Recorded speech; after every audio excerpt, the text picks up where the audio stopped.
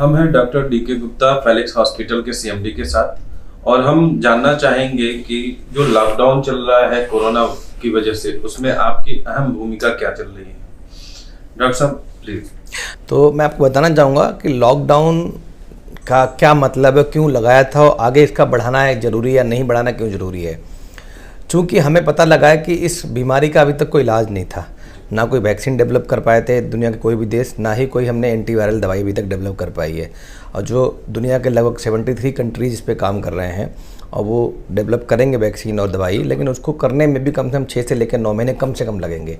तो इतने समय में, और ये बीमारी इतनी कॉन्टेजियस है कि आपने देखा होगा, अगर एक इन्फेक्टेड आदमी 1 महीने तक किसी सोसाइटी में या किसी कम्युनिटी में रहता है तो लगभग 400 से ज़्यादा लोगों को इन्फेक्ट कर सकता है जो पॉजिटिव है। और हमने ये भी देखा कुछ लोग ऐसे होते हैं जो सिम्टोमेटिक नहीं है, वो भी इन्फेक्ट कर सकते हैं। तो इसलिए इसका इन्फेक्शन रेट बहुत ज़्यादा है, बहुत कॉन्टेजियस है, प्लस नॉर्मली ड्रॉपलेट्स इन्फेक्शन से फैलती है, खांसने छींकने से फैलती है। तो इसलिए हमें सोशल डिस्टेंसिंग और लॉकडाउन करना बहुत ज़रूरी था। बिकॉज ये अगर पूरी तरह से फैल जाती तो शायद देश, हमारा देश क्या दुनिया का कोई भी देश इस समय इतना तैयार नहीं है, उसकी हेल्थ स्वास्थ्य व्यवस्था इतनी तैयार नहीं है, हेल्थ इंफ्रास्ट्रक्चर इतना तैयार नहीं है कि इतने बड़े पीक को एक साथ मैनेज करने में सफल हो पाए। तो इसलिए स्वास्थ्य व्यवस्था किसी देश की चरमरा ना जाए, हमें समय मिल जाए अपने आप को इक्विप करने को, अपनी कैपेसिटी बिल्डअप करने को, अपने ह्यूमन रिसोर्स को, डॉक्टर्स को, पैरामेडिकल नर्सेस को ट्रेन करने को, रिक्रूट करने को। इसके लिए बहुत ज़रूरी था लॉकडाउन लगाना। जैसा कि देखने में आया डॉक्टर साहब कि हम आज के डेट में जो है एक दूसरे से जो है लोग चीज़ों को, इस बीमारी को छिपा रहे हैं। जैसे कभी पहले टीबी के बारे में जो एक र्यूमर सा मार्केट में था, तो क्या ऐसा कुछ हम कोविड के बारे में भी कर सकते हैं कि हम इसको छुपाना जरूरी है? क्या ये क्लियर नहीं है आज के डेट में कि हम इसको इतना छिपा रहे हैं, लोग सामने नहीं आ रहे हैं खुल के? नहीं, क्योर नहीं है तो बिल्कुल सही बात है, बस क्योर कुछ दिनों में आ भी जाएगा। इसका क्योर एक ही है, प्रिवेंशन। और प्रिवेंशन जब भी पॉसिबल है जब लोग बताएंगे। जिसको खांसी जुकाम बुखार है, सांस में तकलीफ है, उसको खुल के बताना चाहिए। ये हमारी सबकी सोशल रिस्पॉन्सिबिलिटी होनी चाहिए। और जो लोग नहीं बता पा रहे हैं शायद उनको हम लोग जागरूक नहीं कर पाए, उनकी शिक्षा इतनी नहीं है या उनमें जागरूकता की कमी है, या उनका अंधविश्वास ज़्यादा है। कुछ धर्म है, कुछ जाति हैं, कुछ शिक्षा का स्तर है, कुछ अलग अंधविश्वास हैं। ये सारे फैक्टर्स की वजह से कुछ लोगों में भ्रांतियाँ हैं कि वो नहीं बताएंगे तो शायद ज़्यादा ठीक रहेगा। तो प्लीज़ मैं उन सबसे हाथ जोड़ के विनती करना चाहता हूँ कि कृपया करके अपनी सोशल रिस्पॉन्सिबिलिटी निभाएं। अपने देश की सेवा करना जैसा है, अगर आप नहीं बताते तो आप अपने परिवार के लोगों को, अपने मित्रगणों को, अपने समाज के, अपने मोहल्ले के, अपने प्रदेश के लोगों की जान खतरे में डाल रहे हैं। क्योंकि हमें पता है कि अगर आप बता देंगे तो आपको आइसोलेट कर लेंगे, आपका भी ट्रीटमेंट हो जाएगा, प्लस आपसे कोई और संक्रमित हो सकता है, वो वाली चीज़ बिल्कुल ख़त्म हो जाएगी अगर आप टाइमली इसको बता देंगे। जैसा कि डॉक्टर साहब आज एक रिपोर्ट आई है आईसीएमआर की, वो ये कहता है कि जो है कोई एक जो कोविड से या कोरोना से पीड़ित है वो एक व्यक्ति जो है 406 लोगों को जो है संक्रमित कर सकता है।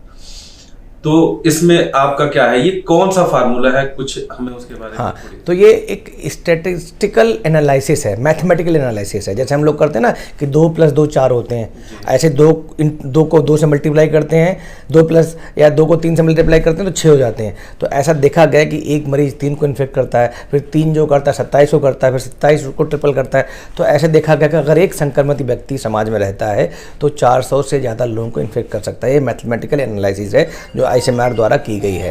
डॉक्टर साहब अभी जैसा देखने में आया है, 2 दिन पहले माननीय प्रधानमंत्री जी ने बनारस के अपने बीजेपी के अध्यक्ष से वार्ता की। उस वार्ता में उन्होंने जो है मास्क के ऊपर जो है, जैसे अगर मास्क की उपलब्धता नहीं है तो उन्होंने गमछा पहनने के लिए भी जो सुझाव दिया। आप इसके बारे में क्या कहना चाहेंगे? चूँकि एक कोरोना वायरस नया वायरस है, अभी तक हमें पूरी पुख्ता जानकारी नहीं मिल पाई है कि इसका कैसे बचाव है, क्या इलाज है, क्या नहीं है। तो जैसे जैसे नई जानकारियाँ आ रही हैं वैसे वैसे सरकारें आपस में एक दूसरे से कोऑर्डिनेट करके वो साझा करते हैं बल दुनिया में कि हम कैसे इससे बच सकते हैं। तो बहुत सारे देशों में स्टडी हुई है कि 5% से लेके 80% तक लोग एसिम्टोमेटिक हो सकते हैं, मतलब उनमें कोई लक्षण नहीं होगा लेकिन वो भी फिर भी संक्रमित होंगे। जैसे मैं आपसे बात कर रहा हूँ, मेरे अंदर आपके अंदर कोई लक्षण नहीं है, लेकिन जब मैं बात करता हूँ तो बहुत सारे ड्रॉपलेट्स निकलते हैं जो आपके पास पहुँच सकते हैं, आप करते हो मेरे पास पहुँच सकते हो। बट अभी तक क्या था कि हमें लगता था जिनको लक्षण है वही फैला सकते हैं, बट ये स्टडी में देखा गया है एवरेज 50% तक लोग इन्फेक्ट कर सकते हैं, जिनमें कोई लक्षण नहीं है वो पॉजिटिव हो सकते हैं। तो इसलिए सरकार ने एक नेक्स्ट कदम लेते हुए, अगला कदम लेते हुए बचाव के लिए, हमारे सबके बचाव के लिए, कि जो एसिम्टोमेटिक है, जिनके अंदर लक्षण नहीं है, वो भी इन्फेक्ट कर सकते हैं। तो इसीलिए उसने कहा है सब लोग मास्क लगाएंगे तो मास्क लगाने से फ़ायदा होगा, वो संक्रमण एक दूसरे से नहीं फैलेगा।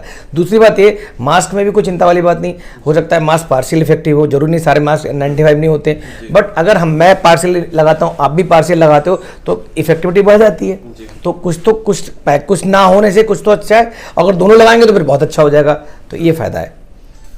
मैं इस तरफ एक बार और पूछना चाहूंगा आपको डॉक्टर साहब कि ये जो मास्क लगाने की प्रक्रिया है, जैसे आज के डेट में जो है प्रशासन इतना कड़ा हो गया है कि वो एफआईआर तक लॉन्च के मूड में है और उनकी कड़ी कार्रवाई चल रही है जो मास्क नहीं पहनने पे। तो ऐसा क्यों, इतना कड़ा एक्शन क्यों है सरकार? चूँकि मैं देख रहा हूँ ना, आपको भी पता लगा बहुत सारे लोग इतना समझाने के बावजूद भी, इस टाइम आप लोग हैं, मीडिया वालों के लोग हैं, पुलिस के लोग हैं, डॉक्टर्स लोग हैं, इवन बुद्धिजीवी हैं, पॉलिटिशियन हैं, सब लोग कह रहे हैं कि भाई बचाव ही इसका इलाज है। अब बचाव में पता लग गया हमें कि जैसे मैंने बताया कि बहुत सारे ऐसे पेशेंट्स भी हैं, ऐसे लोग भी हैं जिनमें कोई लक्षण नहीं, जिनको एसिम्प्टोमेटिक बोलते हैं, वो भी इन्फेक्शन फैला सकते हैं। तो अगर मास्क नहीं लगाएंगे तो क्या कम्युनिटी में इन्फेक्शन फैलेगा। अभी हम लोग स्टेज 2 में हैं, कहीं कहीं क्लस्टर्स इकट्ठे हो गए हैं, हॉट स्पॉट्स बन गए। अगर इस हॉट स्पॉट से क्लस्टर बहुत सारे बन गए तो कम्युनिटी में ट्रांसमिशन फैल जाएगा। तो इसलिए रोकने के लिए हमें मास्क लगाना अति अनिवार्य है। अगर नहीं लगाएंगे लोग, हम जनरल भाषा में बोलेंगे, सरकार बोलेगी, तो लोग उसका पालन नहीं करते हैं। खासकर हम भारतीय लोग तो हैं कि जब तक कोई कड़ा कानून नहीं होता तो हम लोग उसका फॉलो नहीं करते उसको।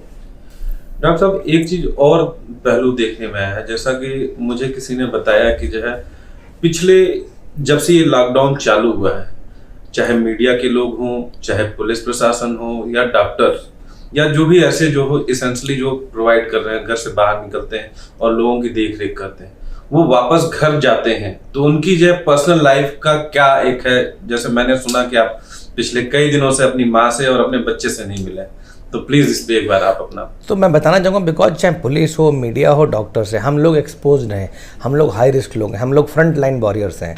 तो हमारा जो रिस्क है वो लगभग 10 गुना ज़्यादा है बाकी लोगों से।